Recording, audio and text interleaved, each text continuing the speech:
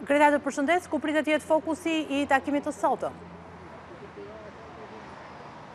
Rovena, të përshëndes, si kundërse përmendët edhe ju, ky takim i sotëm është vimësi e asaj çfarë u zhvillua dhe gjatë ditës së djeshme, ku këtu në Pallatin e Brigadave, kryeministri Edi Rama ka mbledhur në një takim informal ministrat e kabinetit qeveritar, po ashtu edhe drejtuesit politik të qarqeve. Të gjithë ministrat e kabinetit qeveritar kanë bërë një analizë të punës të drejtanishme të këtij mandati në dikastere që ato drejtojnë, duke përcaktuar në këtë mënyrë edhe objektiv ata të cilët janë arritur dhe të tjerë të cilët do të jenë, po themi, për mandatin e radhës të cilin socialistët e synojnë me zgjedhjet e 11 majit.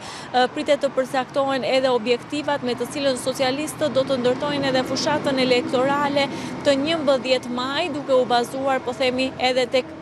arritjet e qeverisë gjatë mandatit të tretë të kryeministrit Edi Rama. Me interes, në fakt, pritet edhe zhvillime që vinë përsa i përket zgjedhjeve parlamentare të 11 maj, duke qenë se java e ardhshme është edhe java vendimtare sa i përket publikimit të listave shumëmërore të kandidatëve. Në 12 mars do duhet që socialistët të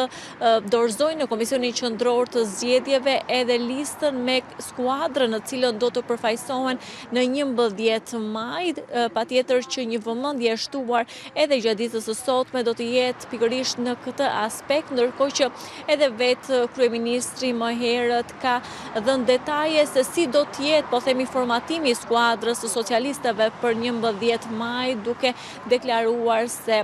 një pjesë të rëndësishme në listën e mbyllur të Partisë Socialiste do të kenë pikërisht gratë, por edhe figurat e reja të kësaj force politike. Ndërkohë që edhe më herët vetë kryeministri Rama ka shprehur ambicien jo vetëm për mandatin e 4 qeverisës, për të cilin thotë se e kërkon për të përmbushur objektivat kryesor të Shqipërisë, të cilat në këtë rast janë edhe antarësimi në Bashkimin Evropian, ulja në Bashkimin Evropian si e barabart mes të barabartëve, si kundërse e përdor shpesh,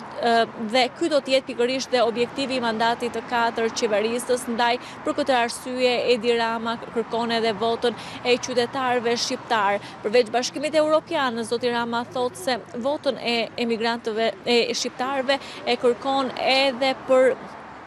për të përmbushur, po themi, objektivin e Shqipërisë për të pasur një drejtësi. Më duhet të theksoj, Rovena, se edhe gjatë ditës së sotme në një dalje, kryeministri shprehur dhe ambicje në votat të Partisë Socialiste. Tha se objektivi i vetë Partisë Socialiste është 800.000 vota, megjithatë tashmë që në zgjedhje do të votojnë edhe shtetasit jashtë Shqipërisë, objektiv kryesor është të arrihet 1 milion. Megjithatë, të paktën në orët në vijim, por edhe në ditët në vijim do të kemi edhe një formatim, po themi, të asaj se cila do të jetë edhe skuadra me cilën Edi Rama do të udhëheqë drejt zgjedhjeve të ardhshme parlamentare. Faleminderit, Greta Bullari, për raportimin.